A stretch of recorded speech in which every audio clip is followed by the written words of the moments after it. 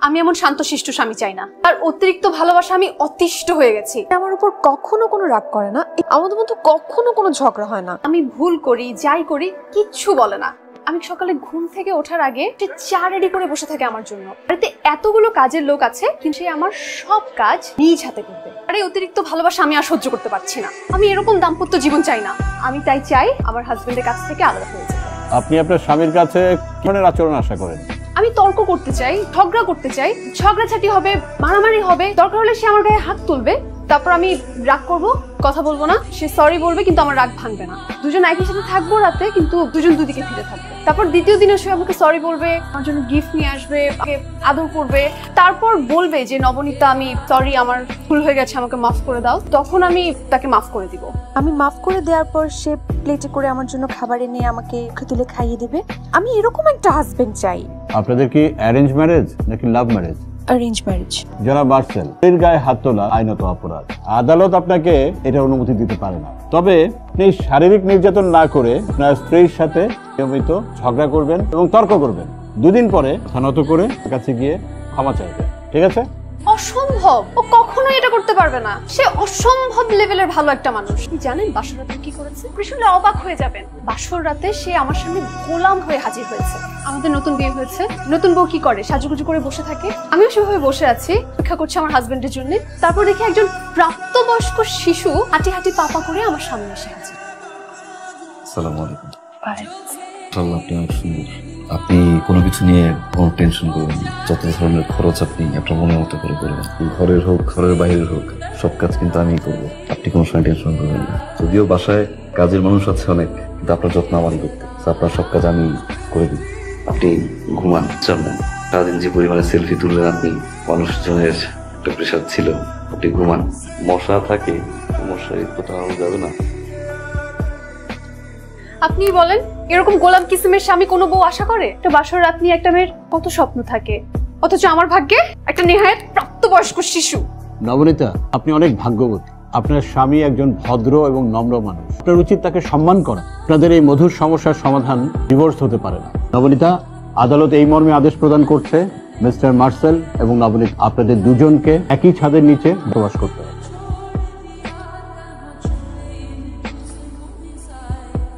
তুমি কি আমার ড্রাইভার? এরকম চামচামি করতে মানা করছি না? আপিল করব, আমি উচ্চ আদালত আপিল করব। থাকবো না তোমার সাথে আমি। ও গাইতে নবনীতা, হরিমন, চলো বাসায় গিয়ে কথা বলি। আমি যাব না তোমার সাথে। বাসায় যাই, বাসায় কথা বলি। বাসায় কি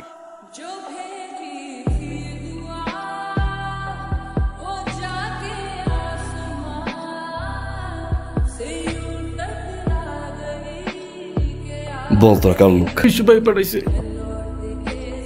আচ্ছা, বিশুটা কে? মাফিয়া। চলো আমরা এই শহর ছেড়ে অন্য কোথাও চলে যাই। কেন? এত ভয়ঙ্কর একজন মাফিয়া, ও তো আমাদেরকে মেরে ফেলবে। বিশুকে ভয় পায় সবাই, বাট বিশু আমাকে ভয় পায়। বিশুকে মাফিয়া বানাইছি আমি। Without me Bishu is a zero. মানে কি? তুমি কে? Mafia, secret mafia. পুরা সমুদ্র সীমানা আমার, মায়ানমারের সীমানা পার করার দায়িত্ব আমার। রাশিয়া থেকে অস্ত্র আসবে, মায়ানমার পর্যন্ত পার করার দায়িত্ব আমার। মায়ানমার থেকে নাফ নদী পার করে টেকনাফে নীলাবাজার পর্যন্ত তোমার দায়িত্ব। 1000 কোটি টাকা অস্ত্র। 1000 কোটি টাকার অস্ত্র আসবে, ভেরি গুড। কাল 100 কোটি টাকা নিয়ে আয়, সব ব্যবস্থা আমি করে রাখবো। এখন আমার সময় নষ্ট করিস না, যা। কাল থেকে সমুদ্র সীমা দেখবে বিশু। বিশু ভাই, তোর তো দারুণ সাহস, আমার আস্তানায় এসে আমাকে ধমক দিস। দীর্ঘ 5 বছর যাবত আমি এই আস্তানায় বসে সমুদ্র পাহারা দেই, সূর্যের আলো পর্যন্ত আমাকে স্পর্শ করতে পারে না, আর তুই আমার সাথে মশকরা করিস? হ্যালো, তোর হোয়াটসঅ্যাপে আমি একটা মেয়ের ছবি পাঠিয়েছি। ওকে। আজ সকালেও তোমার বড় ভাই এসেছিল। অনেকদিন ধরেই সে আমার মেয়েটার পিছু নিয়েছে। আমি তাকে যা বলে দিয়েছি তোমাকে সেটাই বলতে চাই। আমি তোমাদের এই প্রস্তাব গ্রহণ করতে পারছি না। পবিত্র প্রস্তাব, আপনার তো মেনে নেওয়া উচিত। আচ্ছা ধরুন আগামীকাল আপনার মেয়ে ইউনিভার্সিটি যাচ্ছে, হঠাৎ করে উঠে নিয়ে গেল, কি করবেন আপনি?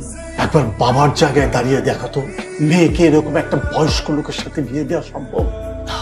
তোমাদের মতো কোনো যুবকের কাছ থেকে যদি প্রস্তাব আসতো, মহা ধুমধাম করে বিয়ে দিতাম।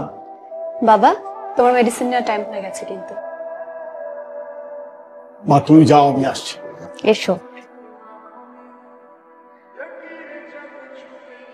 মানে আমি রাজি হলে আপনি এই বিয়েতে রাজি হবেন? দেব। তুই আমার ভাই মার্সেল, তুই আমার ভাই। এই শহরে যখন তোর কেউ ছিল না তখন আমি তোকে প্রশ্রয় দিয়েছি, আশ্রয় দিয়েছি। একটু পিছন ফিরে তাকা। কিন্তু আমি তো পিছন ফিরে তাকাতে পারি না। জিরো মনে হয় তোমাকে, ছোট মনে হয়। সামান্য একটা মেয়ের জন্য তুই আমার চোখে চোখ রেখে কথা বলছিস? হ্যাঁ বলছি, কারণ তোমার নিশানা ভুল। এই আমার নাকি নিশানা ভুল? কি করে আমার নিশানা ভুল? নবনীতাকে আমি পছন্দ করি। নবনীতাকে তুই ভুলে যা। এই শহরে হাজার হাজার সুন্দরী মেয়ে আছে, যে কোনো একটাকে তুলে নিয়ে আয়, আমি ট্যাকেল করব। নবনীতা আমার। মার্সেল যায় চায়, মার্সেল তারে পায়। মার্সেল নবনীতাকে চায়। 2 টাকার একটা মেয়ের জন্য তুই আমার সঙ্গে বিরোধে জড়াচ্ছিস, ক্লাসে জড়াচ্ছিস।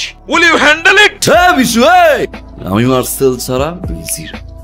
বস্তির মাস্তান থেকে শহরের মাফিয়া বানাইছে, আর যে মাফিয়া বানায় শেখে সিক্রেট মাফিয়া মাইন্ডেড। তার মানে আমি যার সাথে থাকি সে একজন মাফিয়া? আচ্ছা, তুমি এত বড় একজন মাফিয়া আমার সাথে এত ভালো ব্যবহার করবে না? এইখানে একটা গল্প আছে। এখানেও গল্প আছে? ঠিক আছে, সেই গল্পটা শুনো। আমার বাবা ছিলেন একজন ট্রাক ড্রাইভার। বেশিরভাগ সময় সে বাড়িতে আসতেন না, আর যখন আসতেন মাতাল হয়ে আসতেন।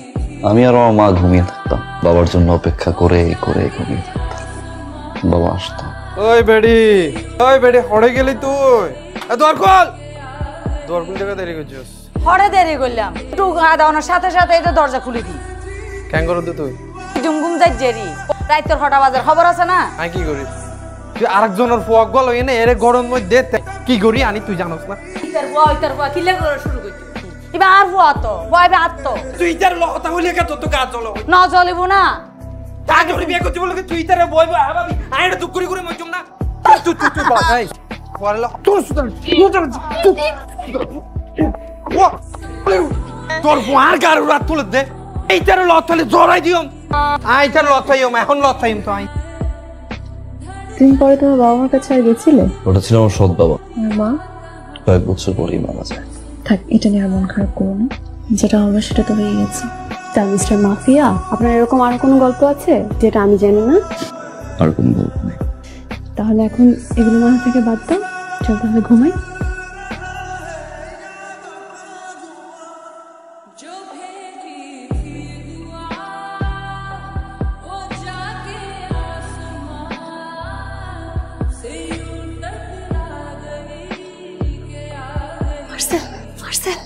বাইরে বিশু মাফিয়া লোক আসছে আমাকে মারার জন্য।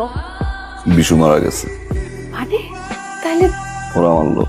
আমি কিছুই বুঝতে পারতেছি না, বাইরে কতগুলো গুন্ডা দাঁড়ায় আছে, তুমি বলতেছো বিশু মারা গেছে। রাতে যখন তুমি ঘুমিয়েছিলে তখন বিশু চ্যাপ্টার ক্লোজ করছে।